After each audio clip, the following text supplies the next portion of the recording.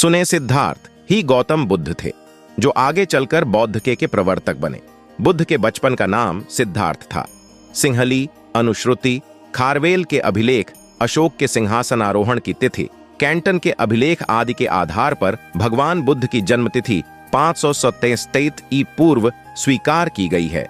भगवान बुद्ध को तथागत भी कहा जाता है। और दोस्तों, अगर आपको ये बुद्ध की मृत्यु की कहानी पसंद आए तो वीडियो को लाइक और चैनल को सब्सक्राइब करें और बेल आइकॉन जरूर से प्रेस। बुद्ध का जन्म शाक्य वंश के राजा शुद्धोदन की रानी महामाया के गर्भ से लुम्बिनी में वैशाख पूर्णिमा के दिन हुआ था।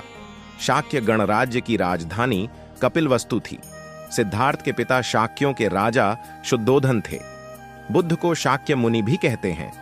सिद्धार्थ की मां माया देवी उनके जन्म के कुछ देर बाद मर गई थी। कहा जाता है कि फिर एक आर्षि ने कहा कि वे या तो एक महान राजा बनेंगे या फिर एक महान साधु। ज्ञान प्राप्ति के समय उनकी अवस्था 35 वर्ष थी। ज्ञान प्राप्ति के बाद तपस्सु तथा कालिक नामक 2 शूद्र उनके पास आए। महात्मा बुद्ध ने उन्हें ज्ञान दिया और बौद्ध धर्म का प्रथम अनुयायी बनाया। 80 वर्ष की आयु में मृत्यु। यह भी सुने कि गौतम बुद्ध की मृत्यु 433 में पूर्व कुशीनारा में हुई थी। उस समय उनकी उम्र 80 वर्ष थी। बौद्ध धर्म के अनुयायी इसे महापरिनिर्वाण कहते हैं, लेकिन उनकी मृत्यु के मत में बौद्ध बुद्धिजीवी और इतिहासकार एक मत नहीं है। भगवान बुद्ध के अंतिम शब्द, हे भिक्षुओं, इस समय आज तुमसे इतना ही कहता हूं कि जितने भी संस्कार हैं सब नाश होने वाले हैं। प्रमाद रहित होकर अपना कल्याण करो। यह 433 ई पू की घटना है। वे 80 वर्ष के थे। मृत्यु पर अलग अलग मत। बौद्ध ग्रंथ महापरिनिर्वाण सूक्त में पाली भाषा में उल्लेखित है। उस वर्ष बारिश से पहले बुद्ध राजगृह में थे। वहां से वे भिक्षु संघ के साथ यात्राएं करते वैशाली पहुंचे। यहां पास के बेलग्राम में उन्होंने वर्षावास किया। यहां वे बीमार हो गए। स्वस्थ होने पर वे फिर अम्बग्राम, भंडग्राम, जम्बूग्राम, भोगनगर आदि की यात्रा करते पावा नामक ग्राम में पहुंचे। वे यहां चुंद कम्मार पुत्र नामक एक लुहार के आमों के वन में ठहरे। उसने खाने में उन्हें मीठे चावल, रोटी व मद्दव दिया। बुद्ध ने मीठे चावल व रोटी तो औरों को दिलवा दिए, पर मद्दव इसलिए किसी को नहीं दिया क्योंकि उन्होंने समझ लिया था यह कोई अन्य पचा नहीं सकेगा। स्वयं उन्होंने भी जरा सा खाया, शेष जमीन में गड़वा दिया। इसको खाते ही वे बीमार हो गए थे और उनकी मृत्यु हो गई।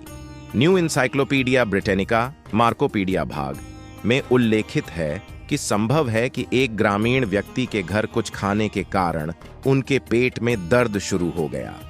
बुद्ध अपने शिष्यों के साथ कुशीमारा चल दिए। रास्ते में उन्होंने अपने शिष्य आनंद से कहा, आनंद, इस संधारी के 4 तह करके बिठाओ, मैं थक गया हूं, लेटूंगा। आनंद, मेरे लिए कुकुत्था नदी से पानी ले आओ। बुद्ध ने फिर उस कुकुत्था नदी में खूब स्नान किया। उसके बाद वहीं रेत पर चीर बिछाकर लेट गए। कुछ देर आराम करने के बाद वह अब चलने लगे। रास्ते में उन्होंने अंत में कुशीमारा पहुंचे। यहां उनका कहना था कि मेरा जन्म 2 शाल वृक्षों के मध्य हुआ था, अतः अंत भी 2 शाल वृक्षों के बीच में ही होगा। अब मेरा अंतिम समय आ गया है। आनंद को बहुत दुख हुआ। वे रोने लगे। बुद्ध को पता लगा तो उन्होंने उन्हें बुलवाया और कहा, मैंने तुमसे पहले ही कहा था कि जो चीज उत्पन्न हुई है वह मरती है। निर्वाण अनिवार्य और स्वाभाविक है, अतः रोते क्यों हो?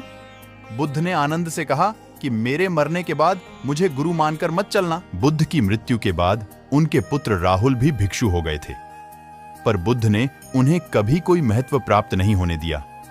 बुद्ध की पत्नी यशोधरा अंत तक उनकी शिष्या नहीं बनी। उनके मरने पर 6 दिनों तक लोग दर्शनों के लिए आते रहे। 7वें दिन शव को जलाया गया। फिर उनके अवशेषों पर मगध के राजा अजातशत्रु, कपिलवस्तु के शाक्यों और वैशाली के विच्छवियों आदि में भयंकर झगड़ा हुआ। जब झगड़ा शांत नहीं हुआ तो द्रोण नामक ब्राह्मण ने समझौता कराया कि अवशेष 8 भागों में बांट लिए जाए। ऐसा ही हुआ। 8 स्तूप 8 राज्यों में बनाकर अवशेष रखे गए। बताया जाता है कि बाद में अशोक ने उन्हें निकलवा कर 84,000 स्तूपों में बांट दिया था।